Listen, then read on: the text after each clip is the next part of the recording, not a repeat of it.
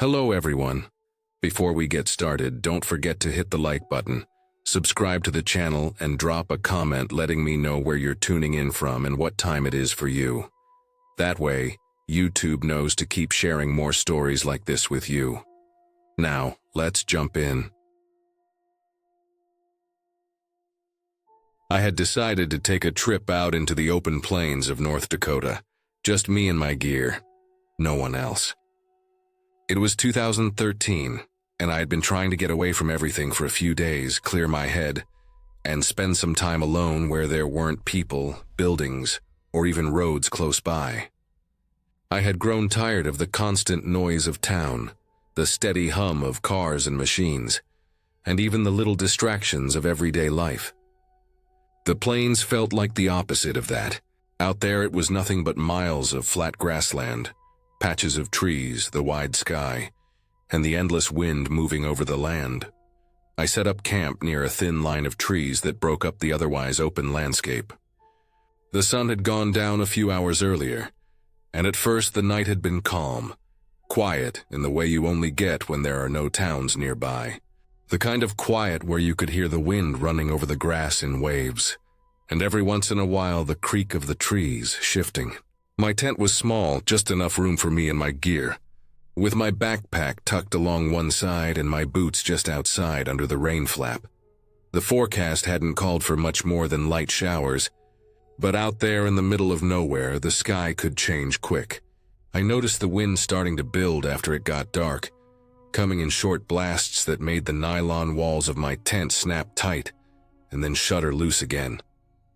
By the time I had zipped myself inside, the smell of wet dirt and the distant static of a storm moving in had already settled into the air. I had 2 phones with me back then, which might sound strange now but made sense in 2013.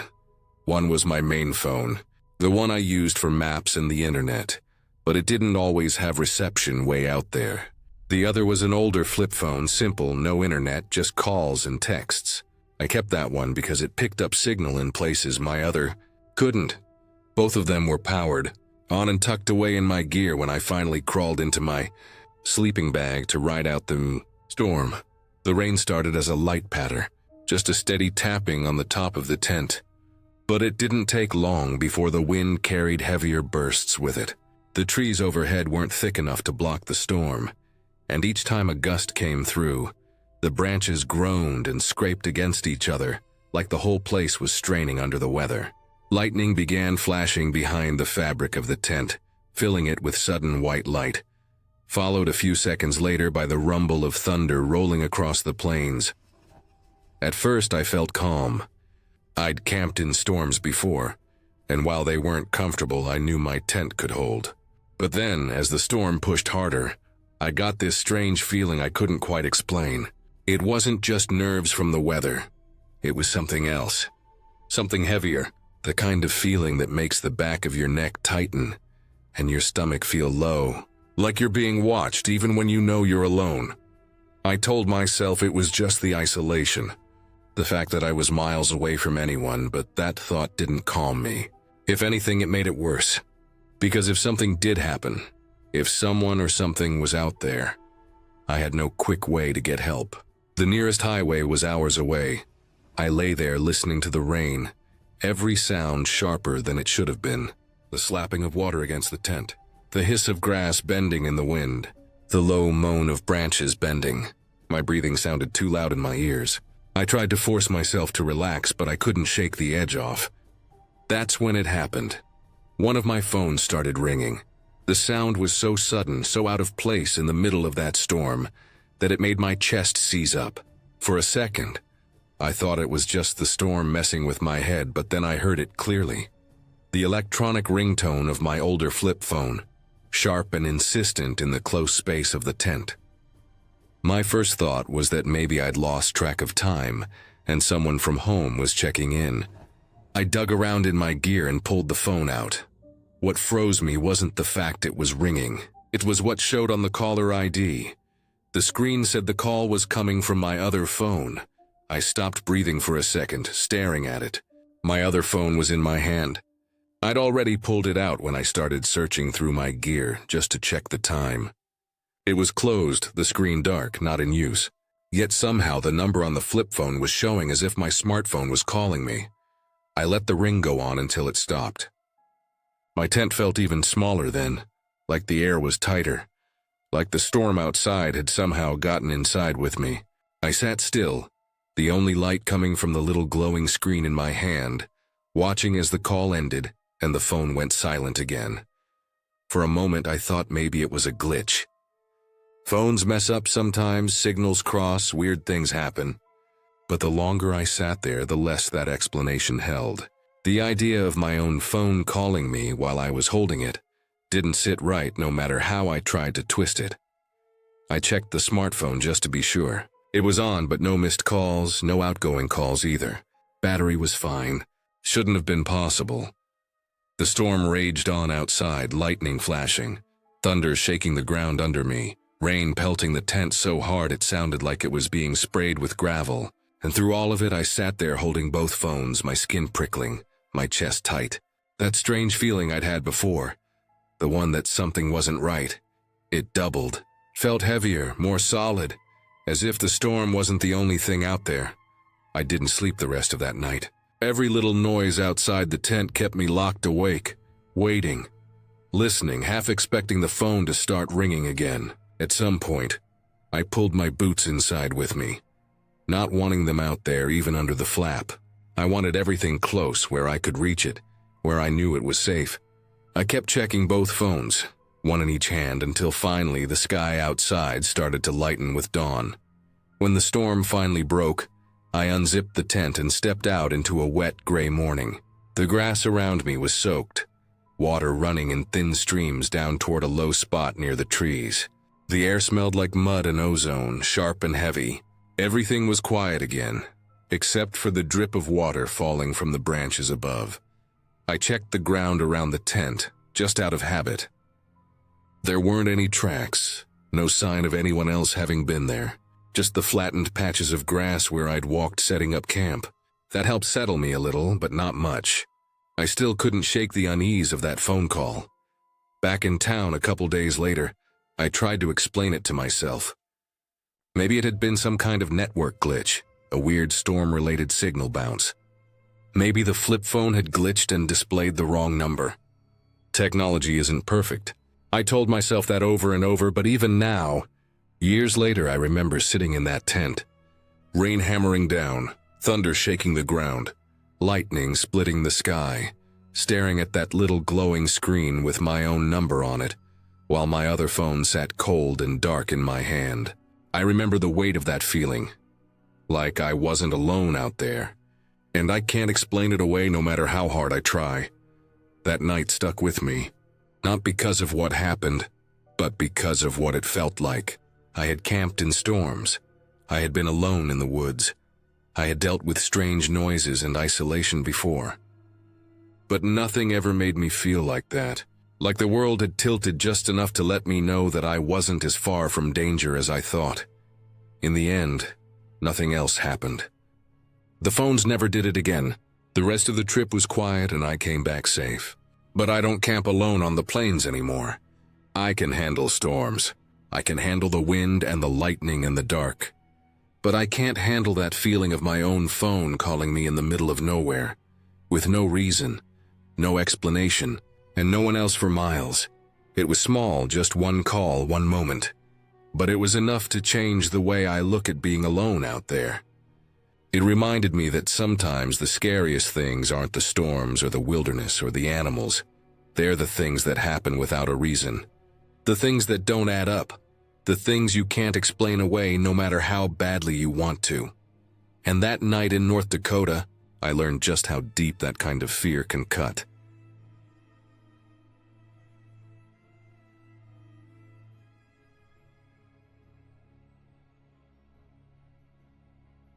I live alone in the woods, about 15 minutes outside of town. It's not completely isolated. There are neighbors out here too, but not right next door. My place sits on a small clearing surrounded by trees. And when you step outside, the first thing you notice is how quiet it is. No traffic, no hum of city noise, just birds, wind through the trees, and sometimes the sound of a deer moving through the brush. It's a peaceful kind of quiet, but the kind that can turn heavy when something strange happens. That summer morning started earlier than I expected. I woke up around 4:30, though at first I didn't know what time it was. What woke me wasn't sunlight or my own alarm. It was a sound, a hard, rhythmic pounding, dull but heavy enough that it carried through the walls of my house. At first I couldn't place it. I was lying in bed, still half in a daze. The light outside, that strange blue-gray you get at dawn when the sun hasn't quite risen, but the night isn't holding on anymore. I stayed there a moment, trying to convince myself it was nothing. Maybe it was a woodpecker on the siding, or a branch knocking against the roof. But then, layered in with the pounding, I heard something else. A voice, a man's voice. It was strained, hoarse, and filled with desperation. "Somebody help me." That cut through whatever fog was left in my head. I sat up in bed and froze, just listening. Again, louder this time. "Somebody help me." It echoed strangely through the trees outside, bouncing in a way that made it hard to tell exactly where it was coming from. I climbed out of bed and went to the upstairs windows. My house has no curtains or blinds on any of the windows. When I moved in, I liked the openness, the feeling of being surrounded by nature, never wanting to shut it out. Usually it felt freeing, but in that moment, with a strange voice carrying through the woods, it made me feel exposed. I pressed close to the glass, scanning the clearing. The light was faint, almost eerie. I couldn't see anyone out there. The voice called again, closer this time. Then the pounding came again, but sharper, as if it were against wood. My stomach tightened. I went downstairs, my footsteps cautious, every creak of the floor making me more aware of the silence around me. As I came near the back of the house, I caught movement out of the corner of my eye. My heart jumped and I turned quickly. There he was, a man, barely clothed, completely naked except for a thin t-shirt that clung to his skin, damp with sweat. He was running along the side of my house, frantic, his movements jerky and erratic. He pounded on the siding with one hand, then darted to a window and yanked at it, rattling the frame. When it didn't budge, he moved to the next one, then to a door, jiggling the handle violently. All the while he screamed, "Somebody help me!" over and over, his voice cracked and uneven. The sight stopped me cold.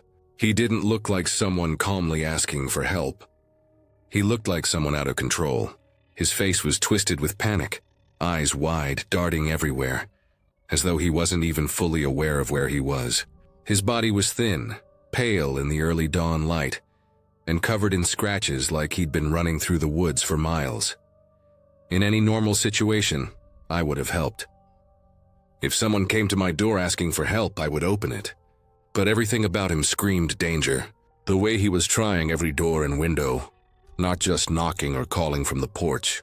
The way he didn't stop to explain, didn't try to stay in one place. He circled the house again, pounding, pulling, screaming. It was like he wasn't entirely there, like something had broken inside his mind. I backed away from the window, trying to keep out of sight, though I already knew he had seen movement. My phone was on the counter. My hands shook as I grabbed it, and I fumbled while dialing. Out here, police response is slow.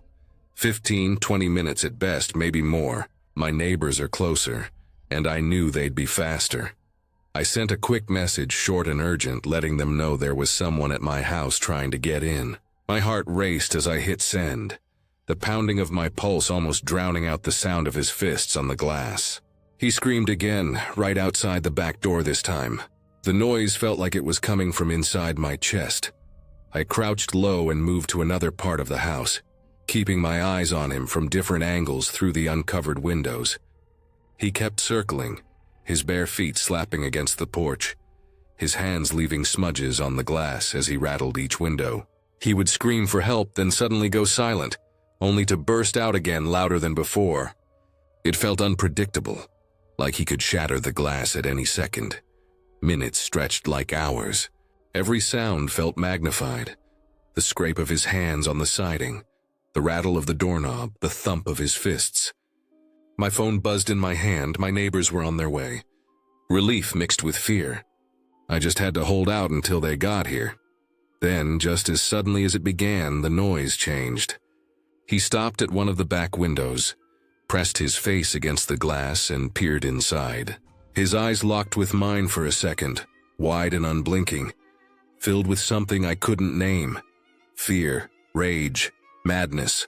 My stomach dropped. Then, without warning, he turned and bolted. Not down the driveway, not toward the road, but straight into the tree line. One moment he was there, the next he was swallowed by the woods, his pale figure vanishing into the shadows of the trees.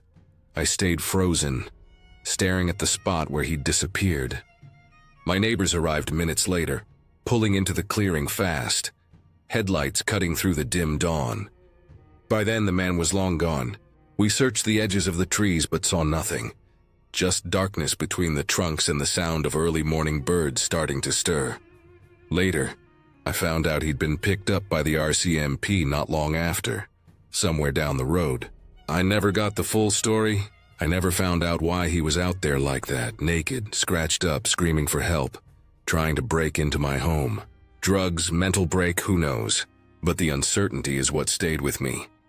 In the days after, the smudges from his hands were still on the glass, faint marks that caught the light when the sun hit just right. I left them there for a while, as if wiping them away too soon would make it seem like it hadn't happened. But it had. I had always thought of my house as safe, tucked into the woods, private, quiet. That morning changed it. Privacy meant vulnerability. The same windows I had loved for their openness had left me feeling like I was in a glass box, on display to anyone who came near. I put coverings on every window in the days that followed. I started locking doors even when I was home, something I hadn't done before. The woods outside didn't sound the same for a long time. Every crunch of a branch, every movement in the brush made me tense. He was caught, yes, but the image of him running circles around my home at dawn, screaming and desperate, burned itself into my memory. It wasn't the kind of fear that left when the danger passed. It was the kind that lingered, that changed the way you saw the place you lived in.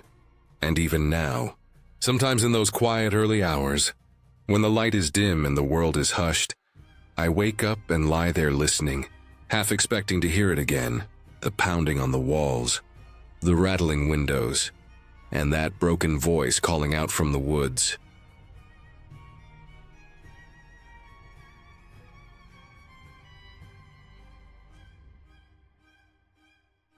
I was 8 years old when this happened, and even now, decades later, I can still remember every sound, every flicker of the light from the TV, and every single feeling in my stomach that night.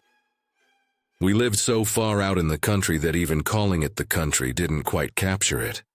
It was rural Appalachia, up on a mountain, 45 miles from the nearest grocery store, gas station, or anything at all. If you drove up the winding dirt road to our house, you were coming there for a reason, because there wasn't anywhere else to go.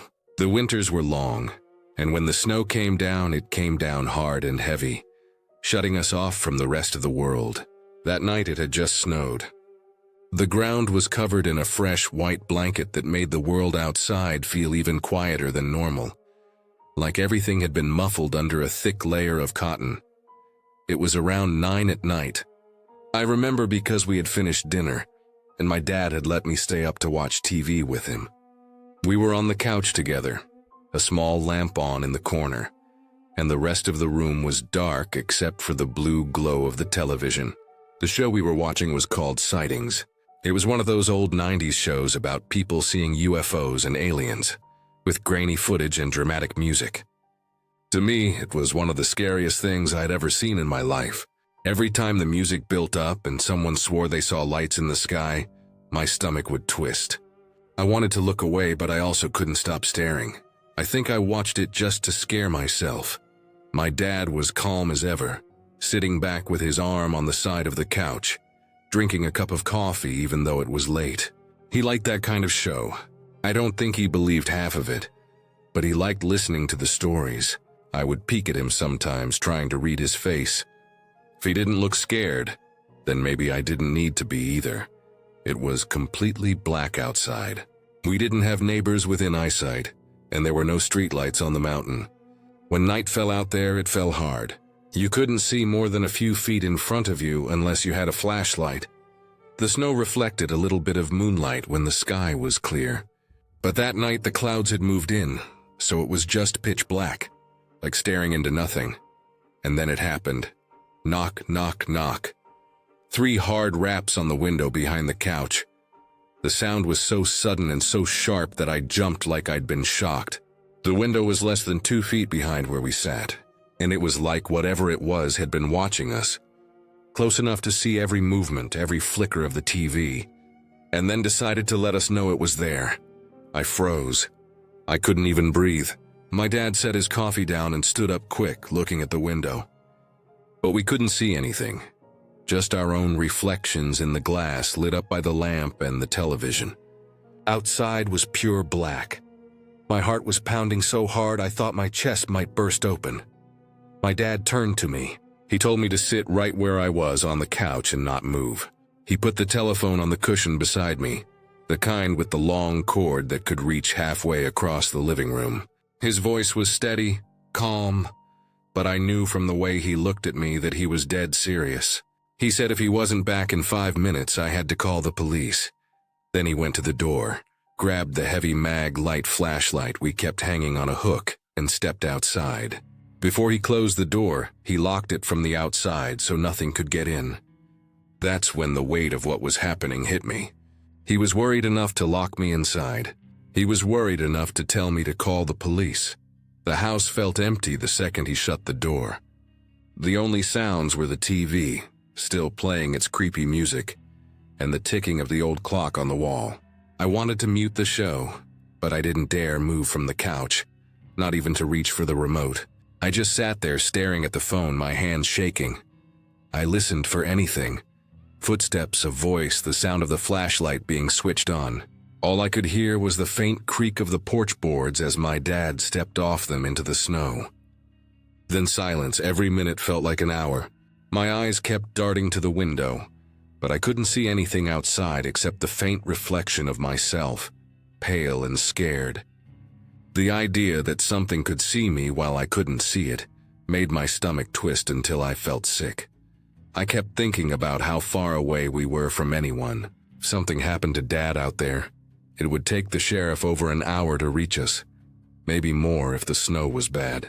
The thought of sitting there alone while someone, or something, was outside was too much for me to wrap my head around. Finally, after what felt like forever, I heard the crunch of boots on snow. The doorknob rattled and then Dad was back inside, brushing snow off his jacket. He downplayed it right away. He said it was probably just an animal bumping against the house, maybe a branch falling. He said it like it was nothing, but I knew better. For one thing, it hadn't sounded like an animal. It had been 3 clear knocks, like someone using their knuckles on glass. For another, Dad's face was just a little too tight, his voice a little too casual. He was trying to keep me calm. He picked up the remote, turned the TV down, and told me to go get ready for bed. I didn't want to, but I didn't argue. I shuffled down the hall, but instead of brushing my teeth right away, I stopped and listened. That's when I heard him pick up the phone in the other room. I crept back a few steps and stood against the wall, out of sight, listening hard. He thought I was gone, but I could hear every word. He called his best friend, who lived a couple of miles down the road. I heard him say, low and serious, "I'm telling you, there was a knock. Like someone was knocking on the window to be let in." But there were no footprints in the snow. No footprints. I stood there in the hallway, my whole body going cold. The snow outside was fresh. You couldn't walk anywhere without leaving a trail. It was impossible to come right up to the window, rap on the glass, and then disappear into the night without leaving tracks. Unless whoever or whatever it was hadn't been standing on the ground at all. I didn't sleep that night. I lay in bed with the covers pulled up to my chin, staring at the ceiling, listening for any sound. Every creak of the house settling, every gust of wind against the roof made me jump. I kept imagining a face pressed against the window, watching me through the glass. For days afterward, I couldn't sit on the couch without glancing over my shoulder. Dad never brought it up again.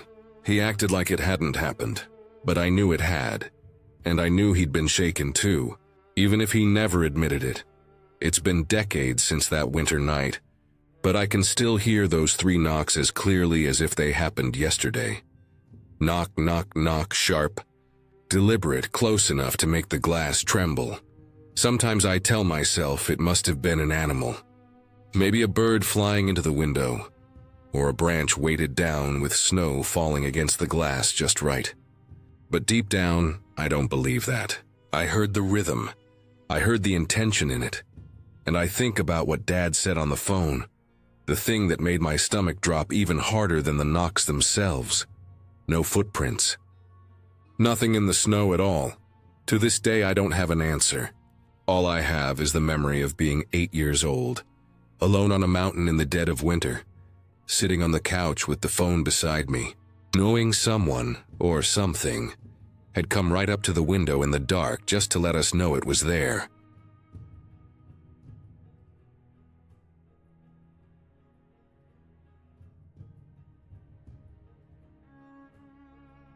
I still remember the years when my dad rented that house way out in the middle of nowhere. Back then, it didn't feel strange to live so isolated. The house sat alone in a clearing with dirt roads leading to it, surrounded by miles of woods, fields, and rolling hills. From the front porch, you could see the long gravel driveway that cut between tall grass, and beyond that, just forest and silence.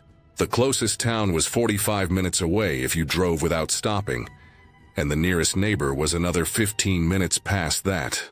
At night, it was pitch dark, the kind of darkness you don't get anywhere near a city, with only the stars above and the occasional sound of crickets or coyotes carrying through the still air. The property itself wasn't huge, but it felt endless because of how empty it was around us. Besides the house, there were sheds, a barn, and several wire enclosures that the property owner used for raising pheasants. Those pens were built strong, with high wire fencing and heavy posts, and there were a lot of birds in them. My dad didn't have to take care of them. The owner handled all that. But he told my dad to let him know if anything seemed off. They'd been friends since high school, so there was a sense of trust there. The birds were a source of money for the owner, so the pens were always kept locked and sturdy. I never thought much about those pheasants until the morning everything went wrong. It was early, one of those chilly mornings where the grass was wet with dew and the mist still clung low to the ground. My dad had gone out for his usual walk around the property, something he liked to do before breakfast. He'd circle past the barn, check the sheds, sometimes just stand at the edge of the field and look at the tree line. I was inside the house when he came back, his face pale in a way I'd never seen before. He didn't say much, just grabbed his keys and headed out again. Later, I followed him and saw what he had seen. At the pheasant pen farthest from the house, something awful had happened. The birds, 50 or so of them, were all dead. It wasn't like what you'd expect if a fox or raccoon had gotten in. None of them had been eaten, not even touched for food. They were just lying there in the dirt and grass, feathers scattered, bodies limp. Some were piled near the fence as if they'd been chased. Others sprawled randomly as though dropped. It didn't look like nature. It looked deliberate. My stomach turned when I realized every single one had been stabbed. Small wounds, but enough to kill. Whoever did it had gone through one by one, methodically, without stopping. My dad called the property owner right away, and he came out quickly. He had cameras set up around the pens, something I didn't even know until that day. He said they were mostly for watching out for animals or anyone trespassing, though he never expected they'd catch something like this. He pulled the footage up, and what we saw on that screen is something I'll never forget. The recording showed the middle of the night, total darkness except for the glow of a headlamp moving across the frame. A man, not someone my dad or the owner recognized, wandered onto the property. He didn't even glance toward the house.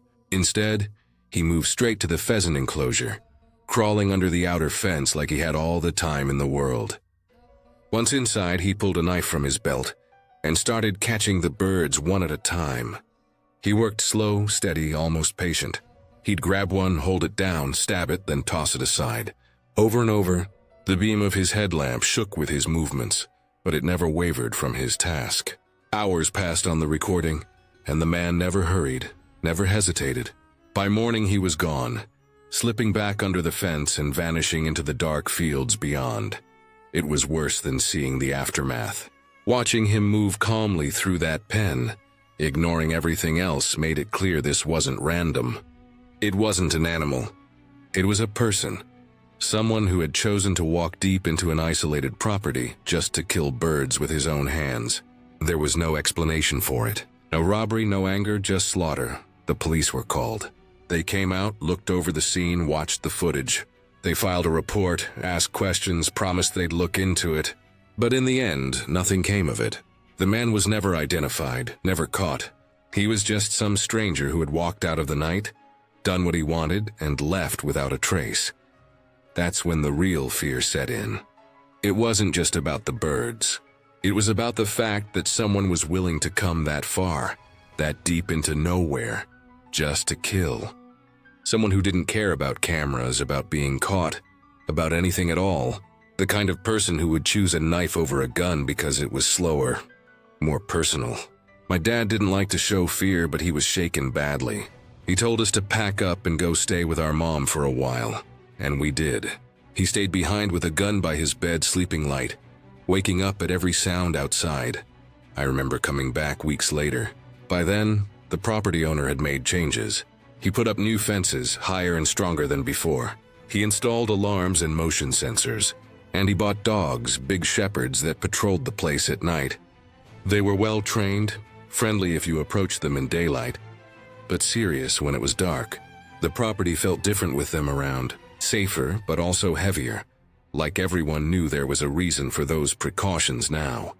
The pheasant pens were cleaned up, new birds eventually brought in.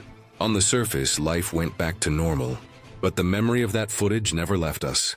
Every time I walked outside at night, I thought about that man crawling under the fence, his headlamp bobbing in the dark, his knife flashing as he moved from one helpless bird to the next. I thought about how close he was to the house, how easily he could have turned his attention somewhere else. My dad never admitted it out loud, but I know he imagined that too. That's why he kept the gun by his side, why he looked twice out the windows before bed, why he slept so lightly those nights. He wasn't afraid of coyotes or strangers passing by. He was afraid of someone like that man, someone who had no reason, no hesitation, no limits. Nothing like it ever happened again. The cameras stayed up, the dogs kept watch. The alarm stood ready, but the bird-killing man never returned. He was never found, never named, just a faceless figure caught in the act once, then gone. To this day, I don't know what drove him, or why he chose that place, or why it ended with just that one night. But I know what it felt like to realize that in the middle of all that empty land, surrounded by silence and dark, someone could come out of nowhere and do something so senseless. And that fear, the fear of not knowing why, is something that never really leaves. You can build fences, set alarms, even get guard dogs. You can try to push it out of your mind and go about your life. But once you've seen proof that someone like that exists, moving through the night with nothing but a knife and a headlamp, it changes the way you feel about isolation. The house, the woods, the dark, they don't look the same anymore.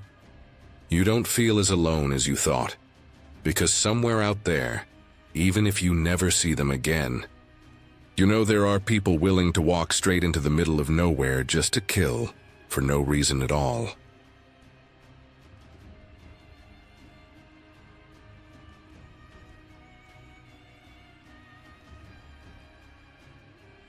I've never been the kind of person who spooks easily. I grew up around dark places, quiet places, the kind of settings that most people would already find uncomfortable. But even with that background, what happened one night at my mother's house in the woods shook me in a way that I still remember vividly. Because I know how real it was. Nothing out of a movie, no ghosts, no monsters. Just something very human. And in some ways that made it worse. My mother has lived alone for years now, tucked away at the end of a narrow dirt road. Her house sits almost swallowed by the trees, with only a gravel driveway curling up from the main road. There are no neighbors nearby, not in the sense most people think of neighbors. The closest house is probably 1.5 miles down the road, hidden behind another thick row of trees. And even that one is more of a hunting cabin that nobody lives in full time.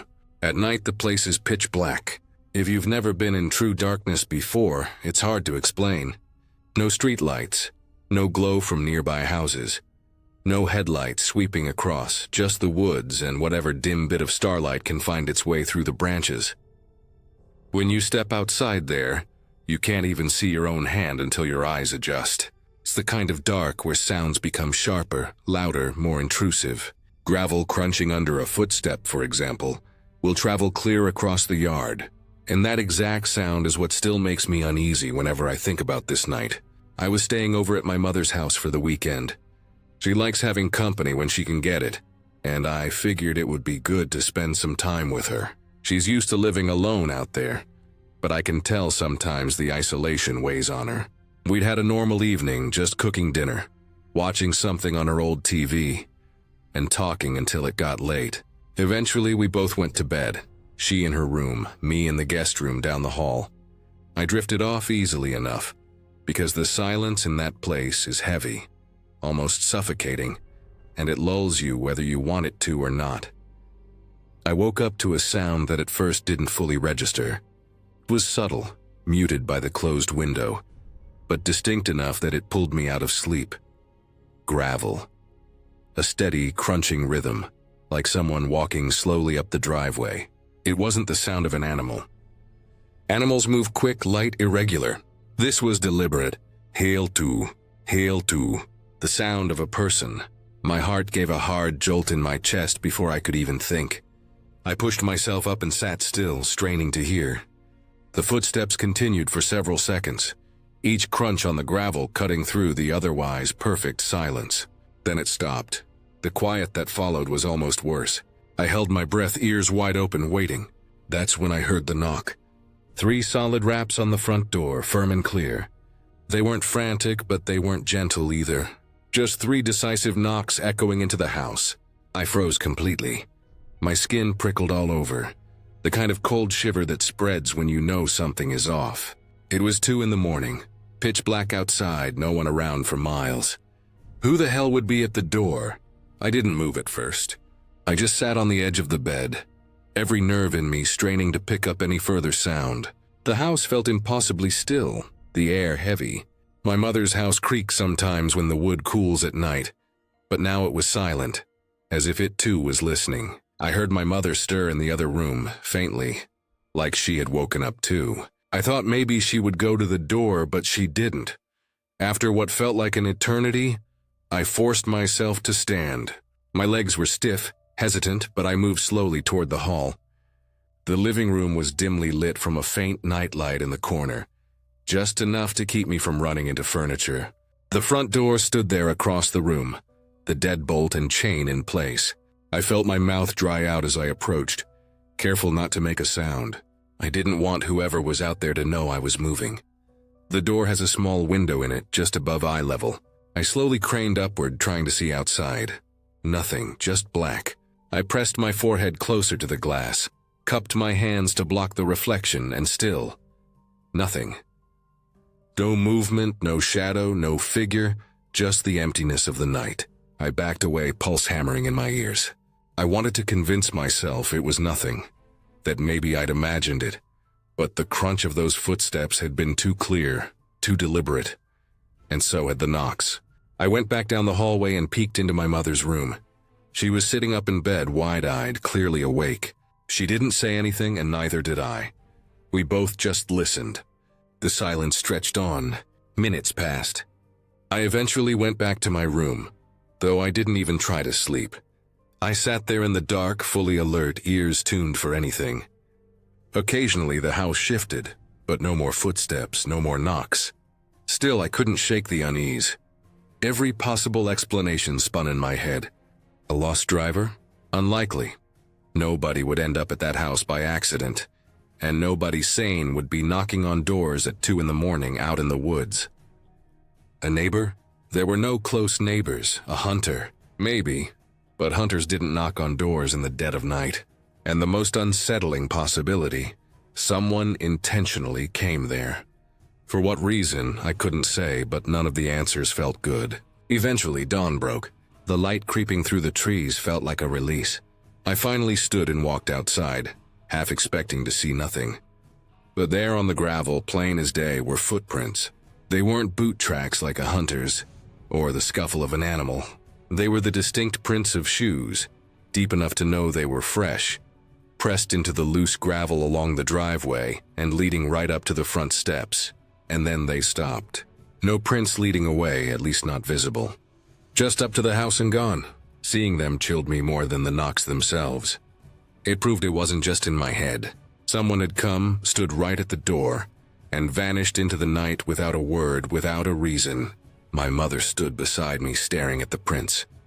She didn't speak either. We both knew what it meant, and we both knew we'd never get an answer. Whoever it was, they had chosen her house specifically, had walked up under the cover of darkness, and for some reason knocked, then left without a trace. To this day, I don't know what their intention was. Maybe it was just some drunk who lost his way. Maybe it was a stranger testing whether anyone was home. Maybe it was something worse, an attempt at seeing how vulnerable the house really was. The not knowing is what lingers. Every time I stay there now, I can't sleep as easily. Every crunch outside makes me tense. I keep my ears tuned for the sound of gravel, and I make sure the doors are always locked tight. Because I know what I heard. I know what I saw the next morning, and I know that in the middle of the night, someone was standing just a few feet away, separated from us by only a thin wooden door and a lock. That thought alone is enough to keep me awake, long after the woods go silent.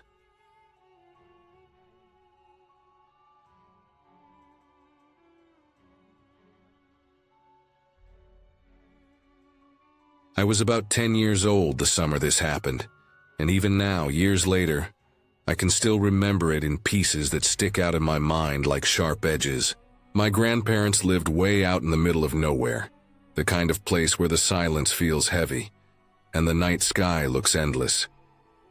They had this little house tucked at the end of a long gravel road, the kind of road that didn't lead anywhere else. If you drove down it, you were going there and nowhere else. Beyond their yard, it was just trees, fields, and hills that seemed to roll on forever. I used to love being out there as a kid. It felt safe, like nothing bad could happen because there wasn't anyone around to cause trouble. The loudest things were the crickets at night and maybe a coyote in the distance. My grandparents were the kind of people who kept everything the same for decades. They had the same old couch, the same smells of coffee and wood smoke in the house, the same rhythm to their days. I knew when the sun started to set, we'd be on the porch, and when it was dark, we'd be inside with the TV humming in the background. That's what it was like that evening. I was inside, probably half dozing on the couch while some rerun was playing, when the knock came on the door. It wasn't a gentle knock either. It was this loud, quick series of raps that made me sit up straight. My grandparents weren't the type to get visitors, not out there. Nobody came down that road unless they were family or maybe a delivery truck. And even then, it was rare. I remember looking over at my grandpa, who was in his chair by the window. He didn't say anything, just frowned and pushed himself up. My grandma followed him, wiping her hands on a dish towel. I stayed on the couch but leaned forward, watching as he opened the door. There was a man standing there. I didn't get a good look at him at first, just a tall shape against the fading light outside. My grandpa asked him what he wanted, and the man said he was looking for directions to town. That didn't make sense right away, and even at 10 years old, I knew it. You couldn't get to that road without first driving through town. There was no other way. It was a dead end, a single gravel lane with nothing but woods, and a handful of old farmhouses at the end of it. My grandparents pointed him back the way he came, told him which way to drive. He nodded like he understood, said thanks, and I figured that was it. But he didn't get back into his car. That part is burned into my memory. He turned, glanced back once, and then just bolted straight into the woods. Not walked, not wandered. He ran fast, the way someone runs when they're being chased, disappearing between the trees without a single hesitation. I think that's when the quiet in the room got heavier. My grandma looked back at my grandpa, and my grandpa just stood there for a long second before shutting the door. Nobody said much, but I could tell they were unsettled. People don't act like that out there. If someone's car breaks down or they're lost, they stay by the road.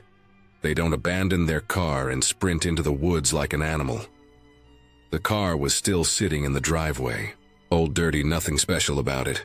No lights on inside, no sound. Just sitting there like it had been dropped out of the sky. My grandparents ended up calling the sheriff's office. I could hear my grandma on the phone in the kitchen, her voice low, giving directions on how to get to the house. She kept repeating that the man had run off into the woods and hadn't come back. Time dragged after that. The sun dropped below the trees and it got darker and darker outside. I kept glancing out the window at that car, half expecting the man to come running back out of the woods. Maybe bang on the windows or try to get inside. My grandparents locked the doors, which they didn't always do out there. I remember my grandpa walking from window to window, pulling curtains shut that normally stayed open at night. That scared me more than the knock itself. Eventually, a pair of sheriff's deputies came down the road. I could hear the crunch of their tires on the gravel before I saw the red and blue lights flash against the curtains. They looked at the car, walked around with flashlights, and then headed into the woods in the same direction the man had run. I sat by the window, trying to catch glimpses of their beams cutting through the trees, but after a while the lights were swallowed by the dark. It must have been at least an hour before they came back. They hadn't found him. No footprints, no movement, no sign of him at all. They had the car towed away and told my grandparents to call again if he showed up. That was it. I didn't sleep much that night. Every sound outside felt louder than usual. I kept thinking I'd hear footsteps on the porch or see a face pressed up against the glass. I imagined the man crawling out of the woods in the middle of the night, creeping back to the house for some reason I couldn't understand. But nothing happened. Morning came, and the world looked the same as it always did. The car was gone, the road was quiet, and the woods stood there like they hadn't swallowed a man whole the night before. The strangest part was that nobody ever came back for the car. Not the man, not anyone connected to him. It sat at the impound lot unclaimed. My grandparents never got an explanation. They never heard what the deputies found, if they found anything at all. For me, as a kid, it left this weird scar in my memory. It wasn't some monster or ghost, nothing like that. It was just a person doing something that didn't make sense, and that was almost worse. People are supposed to follow certain rules. You don't drive to the end of a dead-end road and then vanish into the trees, leaving everything behind. When someone breaks those rules, it shakes you. It makes you realize how little you actually know about what people are capable of. Over the years, I've thought about it a lot. Maybe he was running from someone. Maybe he was on something. Maybe his mind just wasn't right. But none of those answers explain why he never came back for his car, or why nobody ever came looking for him. It's like he just melted into those woods and never returned. Sometimes when I think about my grandparents' house, I picture that driveway with the car sitting in it. The man standing at the door, asking for directions he already knew. The sudden sharp way he sprinted into the trees. The silence that followed, heavier than the woods themselves. And what gets me the most is that nobody ever figured it out. The police didn't solve it. My grandparents never got closure, and I never learned who he was. For all I know, he could still be out there somewhere, hidden deep in those woods. That thought, even now, sends a shiver down my spine. Because sometimes the scariest thing isn't what you see, but what you never find out.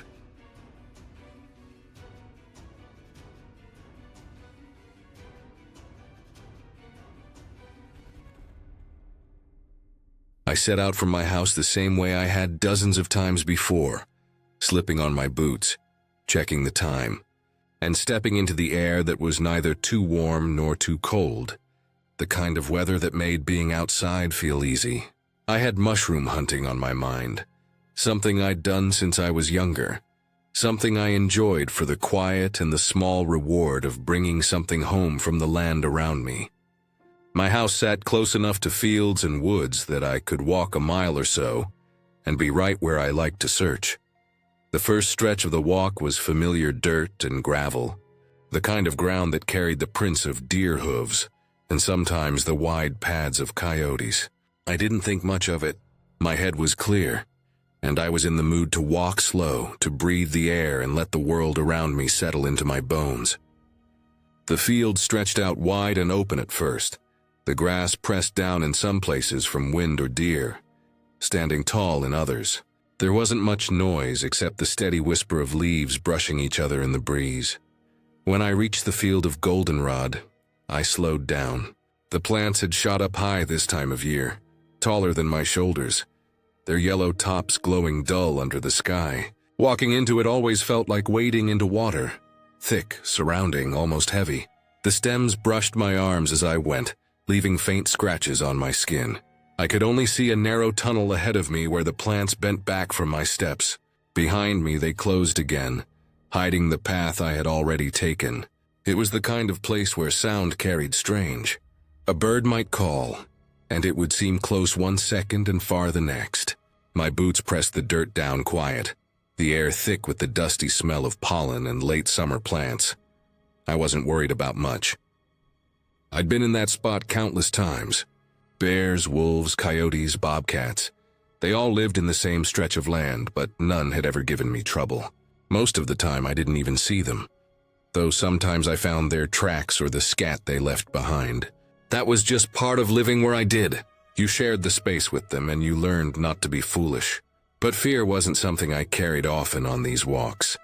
I was almost through the goldenrod, almost at the line where the wood started. The trees waited ahead, tall, thick, shadows between them like open mouths.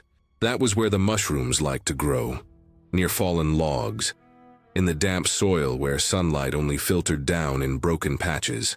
I was already thinking of the spots I wanted to check. That was when I felt it. It came fast, so sudden it almost stopped me in my tracks. My skin rippled with goosebumps, arms and neck and even down my legs. A wave of cold rushing over me, though the air hadn't changed. My stomach clenched the way it does when you narrowly miss slipping on ice, or when a car swerves too close on the road. I froze there in the goldenrod, one boot half lifted, heart starting to hammer for no reason I could explain. I turned my head slowly, listening. Nothing. No snap of a twig, no brush of paws, no low growl carried through the plants. The field was still. Even the birds seemed quiet, but the feeling only grew.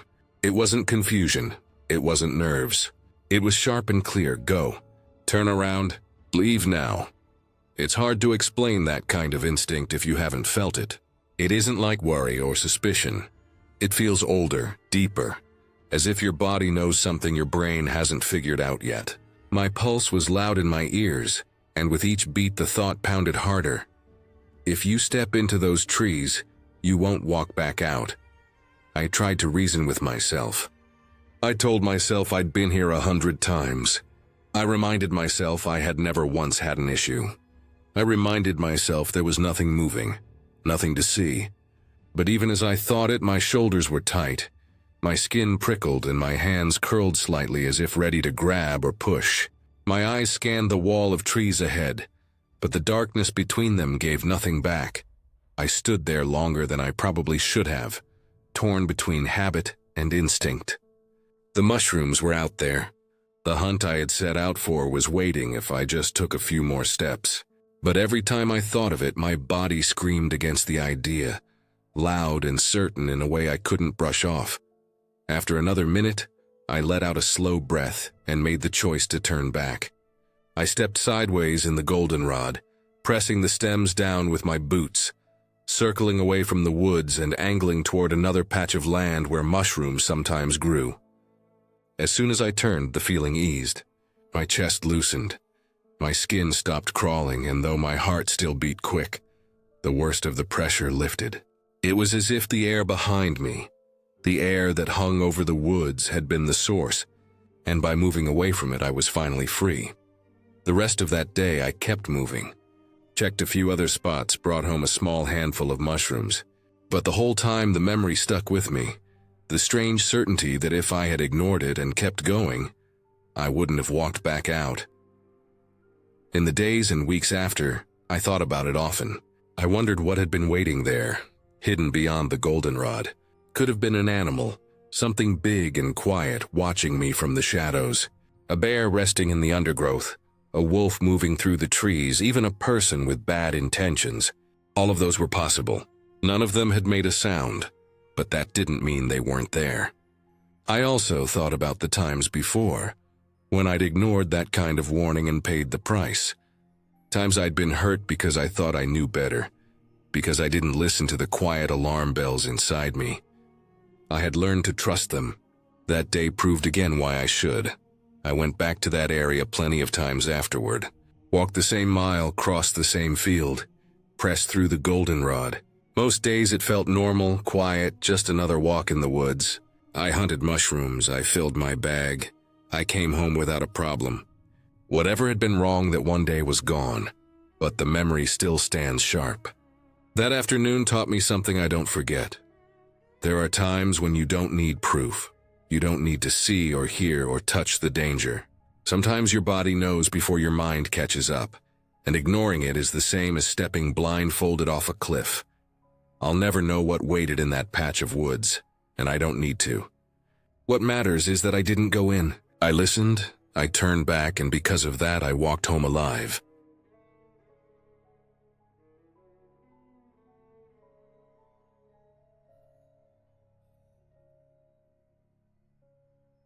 I grew up on a small property in regional Australia, the kind of place that felt both safe and isolated at the same time.